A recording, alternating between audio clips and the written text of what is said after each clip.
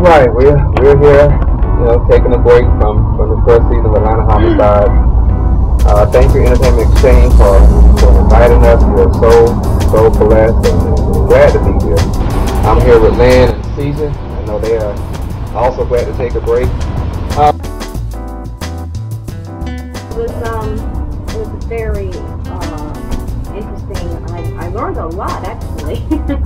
I learned how to improvise a lot. The characters are all very different. We all work as a team. It's a little difficult in the beginning, but I think I've gotten used to it now. Well, Caesar, how you feel? I'm doing good. Great. How was Atlanta Homicide? How was Atlanta Homicide? It was a great experience, actually. This is my first TV show. From coming from film to a TV, and it's quite a bit to getting adjusted to, but it's improvised. Yeah. You have to improvise most of the time, so it's going no doubt. Great. Well, that's good to hear, because in my room, I'm one of the silent producers. Most of my work is done before the camera turns on, and I enjoyed it. One of the things I liked about it was meeting a lot of people, because when I'm out trying to negotiate a contract for a location, when I'm out trying to talk to somebody about bringing money to the table, it's nice because they see us as young and energetic, but at the same time they see the company. I think really my most difficult time was no AC. That was so much fun, let me tell you, and having to move from location to location, and move all the equipment, move bodies and everything, and no AC. That was my most challenging part, and trying to keep my makeup on. Right. What about you? Actors coming in and going. You had different kind of actors coming in, coming out, having trouble with the generator, trying to get fuel on it. Gas is so expensive right now. Get the generator going.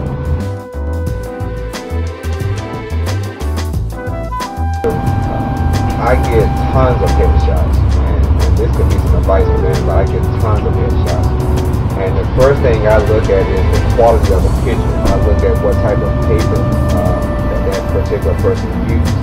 And if it's something that they pretty much printed from their home printer, I would probably go through it, because I'm looking for someone who believes in their skill, believes in good. It's all about presentation. I mean, if you go to a restaurant and somebody brings you food on a plate, you'd be more willing to eat it than somebody give it to you on the trash can.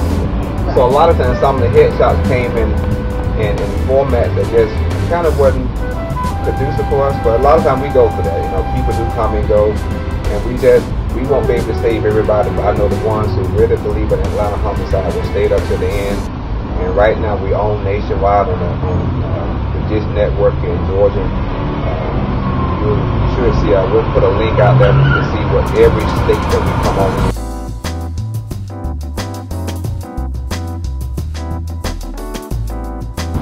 Let's see.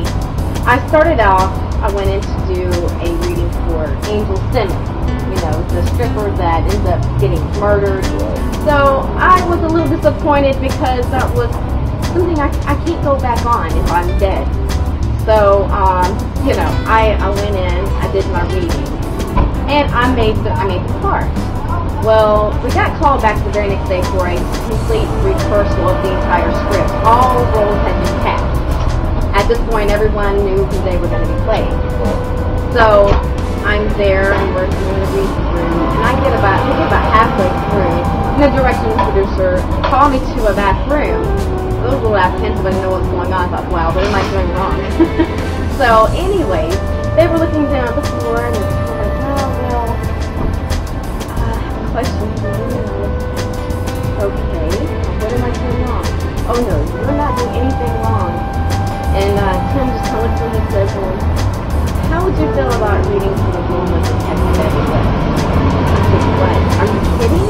You mean the girl that's out there reading her lines And so that's how I got a lead role in homicide. So I was blown away and very excited. And so the advice I give to anyone that has a passion for acting in this business, I've learned from experience, there are more no's than there are yeses. But if it's a true passion, you just got to keep going and make all those negative people, all the negatives, turn it into a positive. Make that deep to be your goal to fight harder. When someone says no, you can't do it, that's when you say yes, I can. Okay. And Caesar, anything you want to offer to the viewing audience today? Wow, my story is very similar to hers. I went to a casting for all African Americans. I walked into the door and I walked in and I was like, okay, my agent sent me to a all African American cast. So like, okay, that's interesting. So they gave me a role for a 40-year-old, which is not even my demographic. So I just walked in, I still read from the guy, and they saw me, they asked me, do I speak Spanish? I'm like, yeah, I speak Spanish. And they said, well, we might be interested in maybe giving you a role for Detective Salazar. So here I am, Detective Salazar, and I'm playing one of the supporting roles. And we are partners. With my partner. And what advice would you offer? Advice is you can't give up the dream. Those I have it on MySpace. I have it says people. How does it go? I forgot what it is. People dream of success and others stay awake and make it happen. So I guess I'm staying awake and making it happen. Right. Absolutely wonderful. Well, we are so glad to be here again. I'm Ronnie Wells. Lynn MacArthur. Caesar Wire. And on behalf of Carl Miller and Atlanta Homicide, we thank you for the opportunity to be here and all the cast and crew. Thank you, Entertainment Exchange. Yes, thank you. My story, before we wrap up, is simple. The advice that I would give is pretty much the same thing. Never give up, regardless of where you are, because my first break came when I was at church, just in the restaurant, talking about what I wanted to do. And I was telling the guy, hey, I would like to write a movie one day.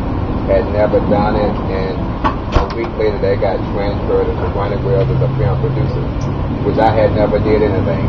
And so, out of faith, I called 4 or 5 of my friends. We sat in the room all day long for 12 hours, waiting to produce a video. Because off of what I thought, off of what somebody said that I could do, had never did anything. And we went out with a handheld camera and shot some footage and made a video.